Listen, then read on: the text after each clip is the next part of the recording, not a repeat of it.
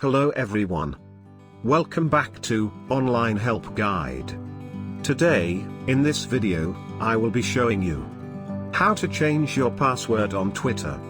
First, open the Twitter app on your phone. Tap on your profile from the top left corner. From the side panel, tap on Settings and Privacy. Tap on your account from the given option. Now tap on Change Your Password. Enter your current password. Then enter your new password. Again, enter your same new password. Once you enter your current and new password, tap on Update Password.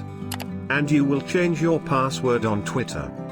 Thank you for watching Online Help Guide. Hope this video was helpful, and you're able to change your password on Twitter. If you like our video, then don't forget to hit the like button on our video and comment down if you have any question or feedback. Also, if you are new to our channel, please subscribe and hit the bell icon to our channel.